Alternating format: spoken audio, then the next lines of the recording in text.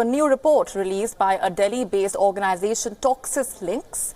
It reveals that around 75% of the dry-cleaned clothes from markets have PERC content, which is a harmful chemical which could also be affecting your kidneys.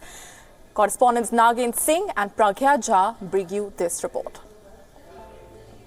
Business is booming for laundry and dry cleaning services in India. The business of freshly washed and folded clothes is now estimated to be worth $70 billion.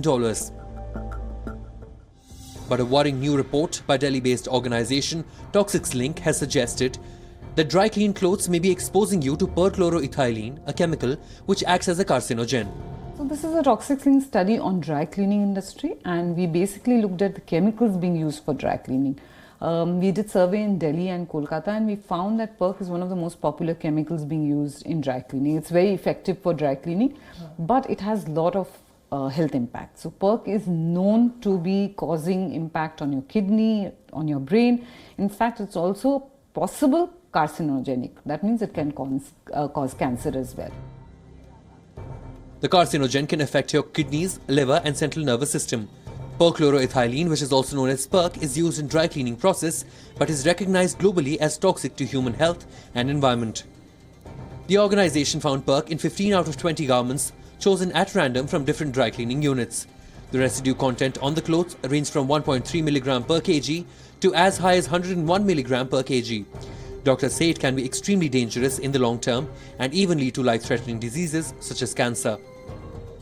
PERC or perchloroethylene is known to cause cancer in animals. The National Academy of Sciences in the US has declared it as a likely human carcinogen. It also has non-cancerous effects on the brain and the nervous system. Considerable research has been done about the safe limits of PERC in air and water. Safe exposure limit should be set well above such deleterious limits or well above such hazardous levels. Studies have demonstrated that PERC is readily absorbed by inhalation, skin contact or ingestion. The smell that you get when you open the dry clean cloth packet might be its residue, and you may in fact be unknowingly inhaling it. It's best therefore that you take a few precautions before opening that packet of dry clean clothes. Once you get dry clean clothes, they usually come in a polythene wrap.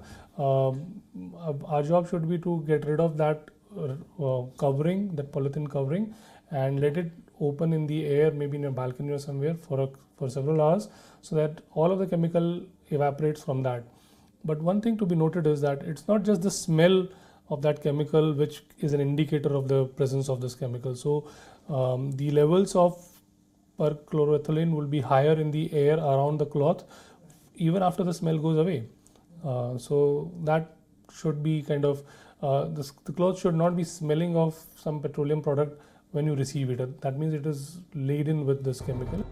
The chemical has already been banned in a number of countries, and Indian dry cleaners are also looking to replace it with another hydrocarbon solvent.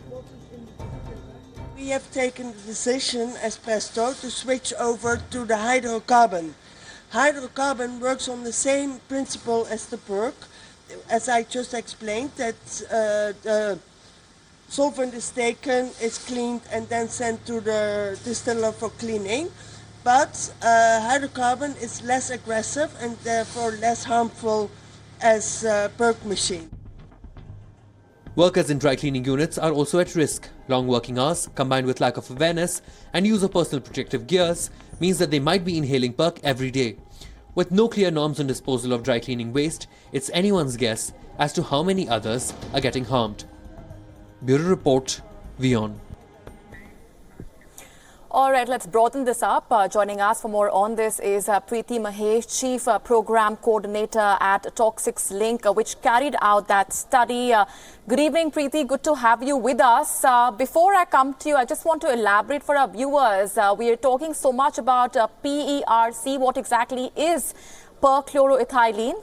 It is a toxic chemical. It essentially affects the kidney and the central nervous system. It is commonly used in the process of dry cleaning of clothes, and which is why the glaring question mark over what the effects of using this process is, and what the effects really are, and why exactly this is a threat to our health.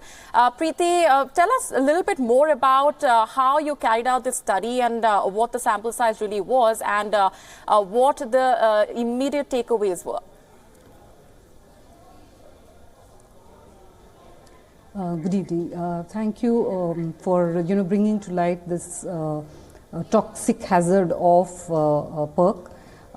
Basically, we did a survey of PERC dry cleaners in 2 cities, that is Delhi and Kolkata, and we found a majority of them using PERC as a solvent in their dry cleaning process.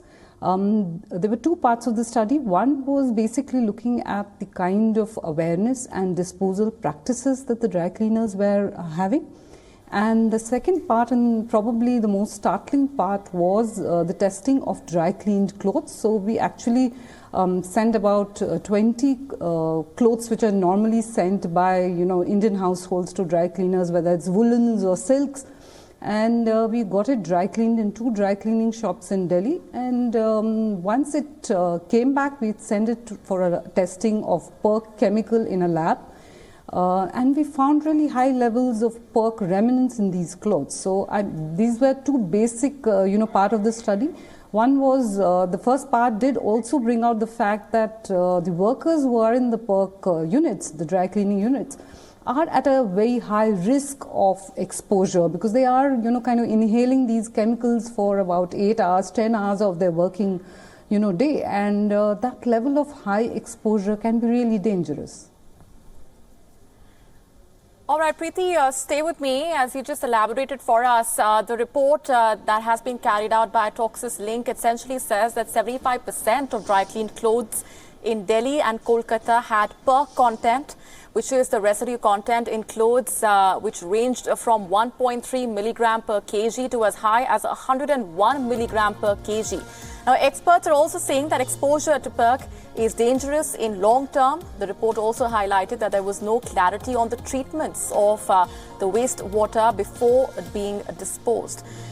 As we just discussed, PERC is highly toxic. It's a globally recognized toxic, and it has many harmful effects on a human body. It can cause irritation of nose and throat, also causes depression of the central nervous system.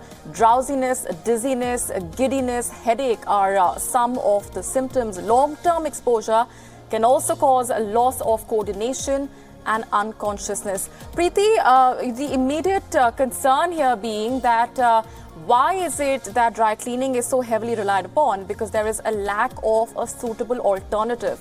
You and I purchase so many clothes which have the tag which cautions us dry clean only in winters. You and I rely heavily on dry cleaning as perhaps the only way to clean our winter clothes. So there is a lack of a suitable alternative while what we are wearing is carcinogenic. To what extent do you think there is the immediacy involved here of having consumers being provided with a suitable alternative?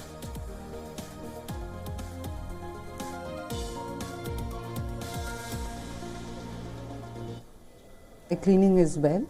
And globally, there has been a lot of restrictions on the PERC usage. So there are other chemicals being used in other countries, and also there are limits as to how much PERC can be in the air, or what is a permissible limit, which is unfortunately not there in India. So the 2 bits in it is probably to have a better regulation, to look at PERC exposure limits, and the second bit is there are alternates, and we need to move on to it. The countries like Denmark, they have banned PERC, and even in countries like US, where it's allowed and there are restrictions from 2020, they are supposed to do dry cleaning in closed chamber systems, so that there are hardly any kind of vapors coming out for occupational health and safety. And otherwise also there are a lot of restrictions.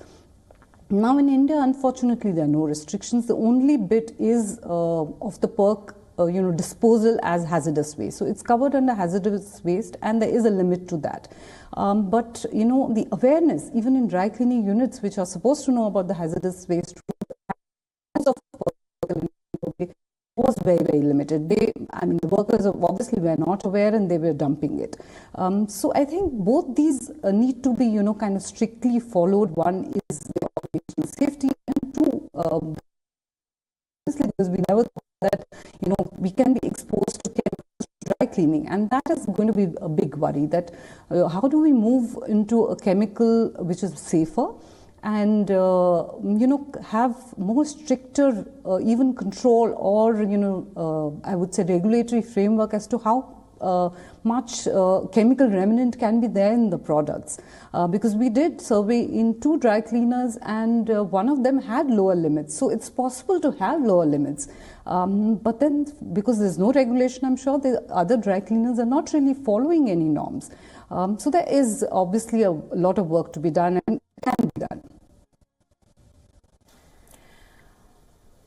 All right, Preeti, we're going to leave it there for the moment. Thanking you, though, for elaborating for our viewers what the concerns here really are. But as I just said, and as we just also highlighted, how the immediate concern is that there is a lack of a suitable alternative, and which is why the concern here is even graver. A lot of the dry clean clothes that you and I are wearing and heavily relying on in winters especially could be affecting your health, your liver and your kidney, specifically as per that study that's been carried out by NGO Toxis Link.